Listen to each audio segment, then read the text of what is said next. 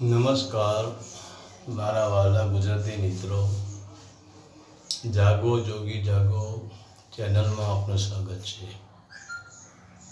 તો આજે આપણે વાત કરીશું કે મંદિર એટલે શું, મંદિર કેમ બનાવવા પડ્યો. અને આજે આપણે જોઈએ છીએ કે આપણે કરોડો રૂપિયાના ખર્ચે મંદિરો બનાવીએ છીએ, મૂર્તિઓની પ્રાણ પ્રતિષ્ઠા પણ કરીએ છીએ. તો પણ શું આપણા હિન્દુ તત્વમાં જાગૃતિ કેમ આવતી નથી? તો મંદિર બનાવવાથી જાગૃતિ કેમ આવતી નથી? આનું કારણ શું છે? તો આજે આપણે જોઈએ છીએ કે કોઈ ગામ એવું નહીં હોય કે જ્યાં દેવી દેવતાના મંદિર નહીં હોય. અને બીજું કે કોઈ ગરીબ કે અમીરનું ઘર પણ એવું નહીં હોય કે જે ઘરમાં મંદિર નહીં હોય. જ્યાં સવારે મંદિરમાં કુળદેવીની કે ઈષ્ટ દેવીની દીવાબત્તી નહીં થતી હોય. તો આજે હિન્દુના દરેક ગામમાં મૂર્તિ કે ફોટાની પૂજા થતી હોય છે. અને બીજી વાત, આજે લગભગ દરેકના ઘરમાં જેમના મા બાપ મરી ગયા હોય છે તેમને પણ સિકોતર કે ગોગા તરીકે ઘરમાં કે ખેતરમાં બેસાડેલા હોય છે. તો હિન્દુ લોકો મંદિરમાં પરંતુ દેવી દેવતાની પૂજા કરતા હોય છે. ઘરમાં પણ કુળદેવીની કે ઈષ્ટ દેવીની પૂજા કરતા હોય છે. અને જે આપણા મા બાપ, આપણા પૂર્વજો જે મરી ગયા છે એમને પણ સિકોતર કે ગોગો બનાવીને બેસાડતા હોય છે અને એમની પણ પૂજા કરતા હોય છે.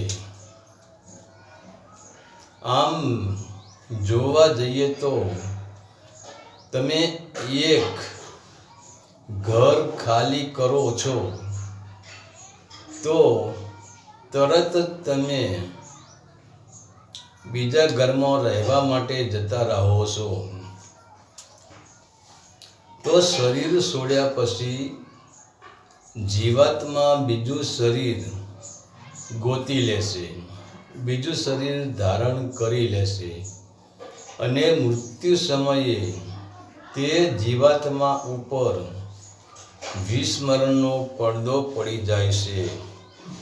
એટલે કે મૃત્યુ પછી એને એવું કંઈ જ યાદ નથી રહેતું કે હું આ કુટુંબમાં જન્મ્યો હતો, આ મારું ઘર છે, આ મારા બાળકો છે, આ મારી પત્ની છે, આ મારી સંપત્તિ છે. તો મૃત્યુનો પડદો પડે એટલે જીવાત્માનો પડદો પડી જ જાય છે. કારણ કે જીવન એક નાટક છે. આપણે જોઈ શકીએ જેમ નાટક ચાલતું હોય અને પહેલું પાત્ર પૂરું થઈ જાય તો પડદો પડી જાય છે અને જ્યારે બીજું પાત્ર શરૂ થાય ત્યારે પડદો ઉપડે છે. તો આપણને એક જન્મ મળ્યો, ધારો કે મને આ જન્મ મનુષ્ય શરીર મળ્યું, આ મારો પહેલું પાત્ર છે. હવે જ્યારે મારે બીજું પાત્ર શરૂ થશે એટલે હું પડદા પાછળ જતો રહેવાનો. મતલબ મૃત્યુનો પડદો, હું પડદા પાછળ મારા જીવનનો પડદો લાગી જવાનો. જ્યારે મારો બીજો પડદો ઉપડશે ત્યારે મારું આ પાત્ર નહીં હોય, ત્યારે મારું પાત્ર કંઈક બદલે જ ગયું હશે, હું બીજા પાત્રમાં જઈશ તો પહેલું પાત્ર ભૂલી જવાય છે. તો મૃત્યુ સમયે દરેક જીવાત્મા પોતાનું પાત્ર ભૂલી જાય છે કે હું કોણ હતો, ક્યાં હતો, આ મારું ઘર છે, આ મારા સંતાનો છે, આ મારા બાળકો છે, આ મારી પત્ની છે, તો જીવાત્મા એ બધું જ ભૂલી જાય છે.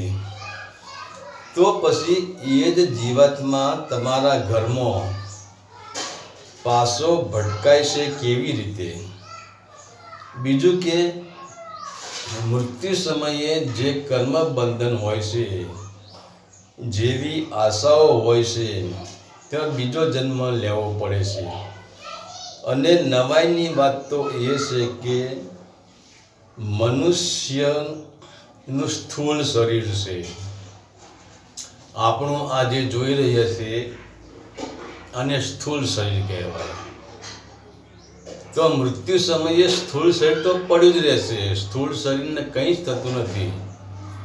તો મૃત્યુ સમયે નીકળી જાય છે સૂક્ષ્મ સ્વરૂપ, સૂક્ષ્મ શરીર નીકળી જાય છે. તો એ સૂક્ષ્મ શરીર એ પોતાના કર્મ બંધનથી, પોતાના કારણથી એ તરત બીજું શરીર ગોતી લે છે. તો તેને સ્થૂળ શરીર ધારણ કરવું પડે છે. ભલે યોનિ બદલાય છે, યોનિની સાથે શરીરના આકાર બદલાય છે, પરંતુ શરીર તો ધારણ જ કરવું પડે છે. અને સ્થૂળ શરીર કોઈ દિવસ સૂક્ષ્મ શરીરમાં રહી શકતું નથી. હવે આપણે માની લો કે આપણી આ આંગળી છે, સ્થૂળ શરીર છે, દેખાય છે, એને સ્પર્શ કરી શકે છે, એનું બધું. તો આ આંગળીને તમારે સૂક્ષ્મ શરીરમાં કેવી રીતે તમે દાખલ કરી શકો? આને તમે સૂક્ષ્મ કેવી રીતે બનાવી શકો? સૂક્ષ્મ તો છે જ નહીં. આની અંદર પણ જે આને કાપો તો અંદરથી લોહી નીકળશે, માંસ નીકળશે, મજ્જા નીકળશે. આ બધું જ સ્થૂળ છે. તો આપણું આખું શરીર સ્થૂળ છે. તો સ્થૂળ શરીર સૂક્ષ્મ શરીરમાં કેવી રીતે જઈ શકે? તો સૂક્ષ્મ શરીર એ આત્માનું શરીર છે. તો આત્મા તો કોઈ દિવસ ભટકતો નથી. આત્મા કોઈ દિવસ સિકોતર કે ગોગો થઈને ફરતો નથી. તો આજે વિશ્વમાં સૌથી વધારે મંદિર જોવા મળતો હોય તો તે હિન્દુ ધર્મમાં છે. અને જો હિન્દુઓ 33 કરોડ દેવી દેવતાની પૂજા કરતા હોય છે, તો દરેકને માનતા હોય છે, તો દરેકને હિન્દુઓ નમતા પણ હોય છે. તો ખરેખર આજે જે લોકોના માથે 33 કરોડ દેવી દેવતાનો હાથ છે, જે લોકોને 33 કરોડ દેવી દેવતાના જેના માથે આશીર્વાદ છે, જે લોકોને 33 કરોડ દેવી દેવતા સહાય કરી રહ્યા છે, તે તમે માનો જેને આટલી બધી સહાય 33 કરોડ દેવતાની સહાય હોય, જેના માથે 33 કરોડ દેવતાનો હાથ હોય, જેના ઉપર 33 કરોડ દેવતાની દૃષ્ટિ હોય, તો તમે વિચાર કરો એ માણસ કેટલો સુખી હોય, એ માણસ કેટલો જાગૃતિમાં હોય. તો પછી હિન્દુ લોકોમાં જાગૃતિ કેમ આવતી નથી?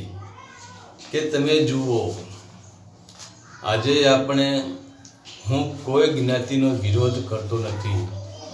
મારા માટે તો દરેક જ્ઞાતિ સરખી છે. હું પોતે હિન્દુ છું અને હિન્દુનું કોઈ દિવસ ખરાબ બોલે જ નહીં. તો તેમ છતાં તમે જગતમાં નજર કરો, હિન્દુ જ્ઞાતિ આજે ખંડ થઈ ગઈ છે. હિન્દુ જ્ઞાતિનું વિભાજન થઈ ગયું છે. હિન્દુ જ્ઞાતિમાં વિરોધ થઈ ગયો છે. અને આજે હિન્દુ તમે જુઓ, પૂરેપૂરા ઘરમાં કંઈ પણ તકલીફ થઈ તો ચલો ભુવા પાસે. તો આ શું છે? અને ભુવામાં પણ પૂરેપૂરા અંધશ્રદ્ધામાં એકબીજાનામાં વેરઝેરમાં કેમ ફસાણા છે? આજે તમે જુઓ, બે સગા ભાઈ હોય, એક ભાઈનું સારું ચાલતું હોય, એક ભાઈ પ્રગતિ કરતો હોય, એક ભાઈ જાગૃત થયેલો હોય, એની પ્રગતિ હોય, તો બીજો ભાઈ એની જાગૃતિ, એની પ્રગતિને સહન નહીં કરી શકે. એની આંખોમાં ઈર્ષા હશે કે શું કરું ને એને પાછો પાડી દઉં. તો જેમ પતંગ ઉપર આપણે ચડાવીએ છીએ, તો અહીંયા હું મારા ધાબા ઉપર પતંગ ચડાવું છું, તો બીજા ગામવાળો પતંગ કાપવા નથી આવવાનો. તો મારા બાજુના ધાબાવાળો એટલે કે મારો ભાઈ પોતે મારો પતંગ કાપવાનો છે. એ તો એક વાત નક્કી જ છે. અને તમે જુઓ,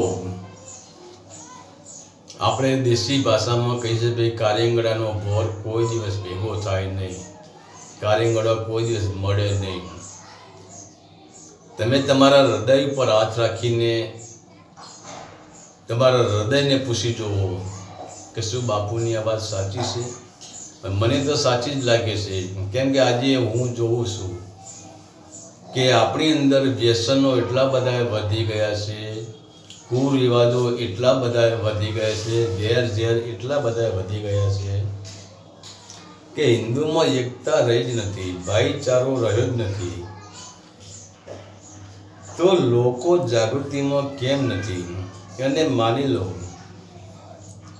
તમે તમારા ત્યાં 1 કરોડના ખર્ચ કરીને મોટું મંદિર બનાવ્યું, તો મંદિર બનાવ્યા પછી એ મંદિરની અંદરથી કેટલા દારૂડિયા આવીને એમ કીધું કે ચલો ભાઈ આજે ભગવાનનું કે માતાજીનું મંદિર બનાવ્યું, આજથી આપણે દારૂ બંધ. 50, 100, 25, 50, 5, અરે 1-2 માણસો કોઈ એવા તમને મળે કે આજથી દારૂ બંધ, આજથી માંસ ખાવાનું મન બંધ, આજથી વ્યભિચાર બંધ, આજથી ભ્રષ્ટાચાર બંધ, આજથી રાગ દ્વેષ ઈર્ષા બધું આજથી બંધ. કોને જાગૃતિ આવી? ક્યાંય જાગૃતિ જોઈ? તો મંદિર બનાવ્યા પછી મંદિરમાંથી કેટલા દારૂડિયા સુધર્યા, કેટલા અહંકારી સુધર્યા, કેટલા વિષય વાસનાવાળામાં જાગૃતિ આવી, અને ધર્મના માર્ગ ઉપર કેટલા ચાલ્યા, ભક્તિના માર્ગ ઉપર કેટલા ચાલ્યા.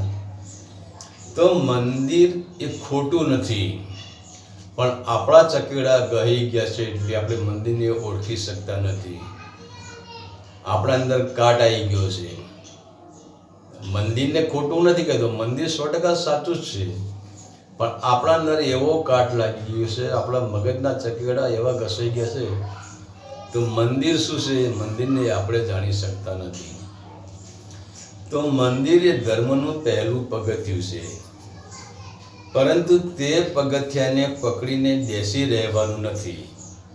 કારણ મંદિર આપણને આગળ જવાનો ઈશારો કરે છે, પરંતુ જેમ એક માણસ કિલોમીટરનો પથ્થર, આપણે રોડ ઉપર જઈએ તો આપણે લખેલું કે ભાઈ બોમ્બે 200 કિલોમીટર, તો એ કિલોમીટરનો પથ્થર આપણને ઈશારો કરે છે કે મને પકડશો નહીં, અહીંથી આગળ ચાલો.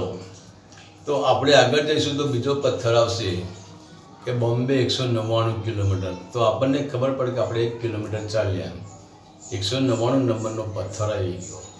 એમ કરતાં કરતાં જોઈએ આપણે યાત્રા શરૂ રાખશું, આપણે ચાલશું, તો એક સમય એવો કે બોમ્બે 0 કિલોમીટર, બોમ્બે પહોંચી જઈશું.